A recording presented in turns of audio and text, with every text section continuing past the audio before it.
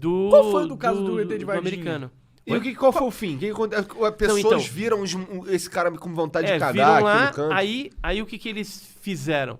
Quem fez esse boneco aqui? Ele tava agachado, como se estivesse com medo. Pelo menos foi as testemunhas, falou assim, que olhando pra ele... Escondido e tal. Parecia que ele tava escondido, com medo, assim, meio eu estaria com assustado. medo. Claro, também, já né? pegaram meu amigo, o outro morreu, Isso. minha nave caiu, eu Não, ia estar então, todo cagado. Porque o que aconteceu? Esse do muro, que foi visto pelas meninas, momentos antes tinha ocorrido uma operação Pente Fino empreendida por quem? Pelo Exército Brasileiro. Eles pararam lá aqueles caminhão de tropa, desceu uma galera com fuzil, Pra procurar. FAL, fuzil automático leve, desceu, e aí os transeuntes que estavam ali, os civis que estavam ali em cima vendo, o que estão fazendo aí?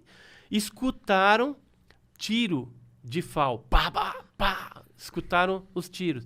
Daqui a pouco eles subiram com aquele saco de campana, um se mexendo e o outro inerte. Onde depois a gente veio saber que eles tinham capturado uma criatura viva e uma morta. E a gente acredita que esse que foi visto pelas meninas foi uma terceira criatura que estava ali, que veio fugindo por meio do mato e se intocou no terreno baldio. Tinha muito terreno baldio ali com muito mato e ficou escondido ali. E o que aconteceu com ele? As meninas viram e fugiram e ele fugiu? Então, aí as meninas viram ele e saíram correndo gritando. Quando elas chegaram em casa, a dona Luísa, que é a mãe da Valquíria e da Liliane, voltaram lá junto com a Kátia, que era uma outra das meninas a mais velha, e quando chegaram no local, a criatura já não estava mais, mas elas sentiram um cheiro de amoníaco muito forte e viram as pegadas grandes no local lá, onde a criatura estava. E voltaram para casa.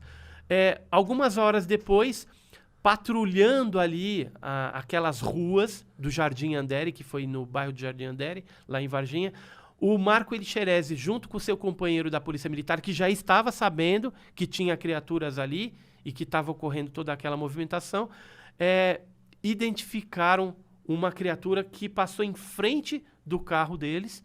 Aí o Marco Elixerezi saiu correndo, pegou essa criatura, viu que ela aparentemente parecia que já estava meia doente, ou estava assim meia debilitada, e isso pode ter sido causa do quê? Depois que as meninas foram embora, caiu uma chuva de granizo que nunca tinha caído ali em Varginha. Então imagina, uma criatura que de repente não é daqui desse planeta, tá ali perdida e de repente cai uma chuva de granizo ainda na cabeça. A criatura está totalmente desnorteada. E aí foi pega, né, com as mãos, ele colocou no banco de trás e essa criatura veio a rasgar a camisa dele e arranhar ele. Aí ele levou inicialmente pro pronto-socorro lá de Varginha. Aí o médico de plantão, isso já era à noite, da tarde para a noite, já estava escurecendo. Aí o médico de plantão falou, não, tire isso daqui, melhor levar lá pro hospital regional, porque a gente não tem aparelhagem para cuidar de uma coisa extraterrestre, né? Que o cara já viu que aquilo ali não era desse mundo. E aí eles pegaram a criatura, colocaram no carro de novo, foram até o Quem hospital contou essa regional. história? Todas essas pessoas que participaram. Os caras que estavam ali junto. Hoje a gente teria de testemunhas envolvidas de 60 a 70 pessoas que participaram, envolvendo civis, militares do Exército, militares da Polícia Militar, Corpo de Bombeiros, aeronáutica, enfermeiros do Hospital Humanitas, do Hospital Regional. Então, aí você estava falando que essa criatura acabou sendo levada para um outro hospital. Para o regional. E alguém cuidou dela lá? Então, aí isolaram uma área, aí tem inclusive depoimentos de pacientes lá que não podiam ir para determinado tipo de ala. E aí, como o hospital regional fica bem no centro, bem na região central de Varginha, e o diretor do hospital regional é o mesmo diretor do Hospital Humanitas, que fica afastado, eles resolveram, na calada da noite, mover a criatura para o Humanitas. Aí levaram para o Humanitas. E tem relato de alguém que trabalha nesse outro hospital? Tem. Aí no Humanitas, a criatura morreu. Aí quando ela morreu, foi feita uma operação de retirada dessa criatura por parte do pessoal do Exército. Então, aí foi um comboio com 3 caminhões e esses militares entraram no recinto, tinha vários médicos, tinha um cavalete com um caixãozinho, e aí tinha essa criatura lá dentro. Um médico pegava uma espécie de uma pinça e puxava a boca assim, um negócio preto bifurcado, que esse militar que deu o depoimento pra gente acredita que seja a língua, mas a gente não sabe se é a língua ou se é alguma fita para medir putrefação, alguma coisa assim. Mas diz que quando puxou o negócio que soltou, aquilo enrolou para dentro da boca de novo. E tinha um cheiro muito forte, aquela criatura, parecia que estava queimada. E aí depois foi dado, tinha um militar da ESA, da Escola de Sargento das Armas, que filmava com uma filmadora pequenininha, estava filmando toda essa operação.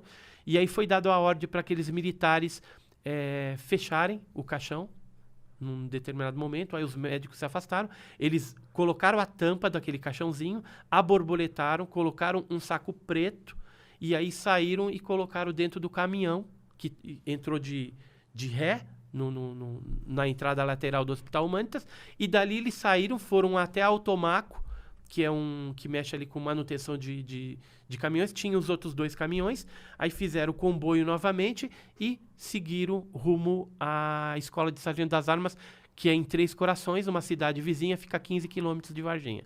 E lá eles entraram, entregaram a carga num depósito. Inclusive, eu conversei com a minha esposa há algum tempo atrás, que ela teve a oportunidade de conhecer um dos soldados que montaram sentinela para guardar essas caixas, né, esse caixãozinho, que depois foi levado para a Unicamp. E aí o que aconteceu? Os militares graduados que estavam nesses caminhões, que era o Tenente Tibério, o Capitão Ramírez,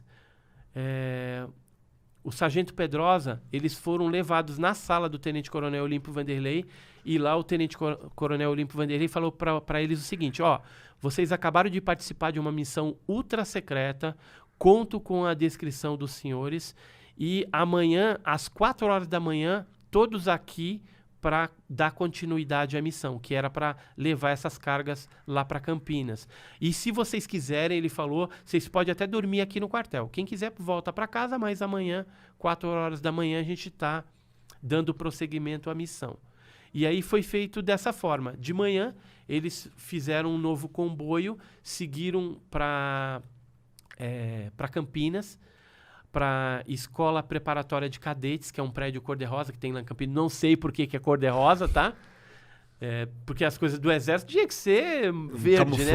Mas lá em Campinas é rosa. Eles são progressistas. Hoje eu não sei. Naquela época era rosa, né? E aí levaram os caminhões para lá. Esses motoristas dos caminhões foram deixados lá para jogar bola, passar o dia. E foi trocado os motoristas, que então passaram a levar aquelas cargas para a Unicamp. Na Unicamp entregaram para o Badam Palhares. A galera que trabalha junto com o Badam Palhares, a gente chegou a conversar com alguns, foi convidada a sair na hora que chegou as cargas. Falou, sai um pouquinho aí, vai lá tomar um café, depois vocês voltam daqui uma meia hora. E aí foi entregue para ele tudo. E essa carga, um vivo e um morto, foi levado para o subterrâneo do HC, que é o Hospital das Clínicas, onde eles passaram a dar o tratamento, até que essa criatura veio a falecer também. E aí uma das criaturas foi levada para Iperó, por uma base de segurança máxima da Marinha, e a outra foi levada para os Estados Unidos. Então aí baixou lá na Unicamp, de repente, do nada, um monte de americano, né? Isso tem registro. Isso tem registro. E aí sabe qual que é a explicação? Que eles estavam lá para selecionar pessoas, cientistas, que iam participar da missão espacial. Mas, na verdade, quem foi, todo mundo sabe, que era o Marco César Pontes, que hoje é o nosso ministro aí.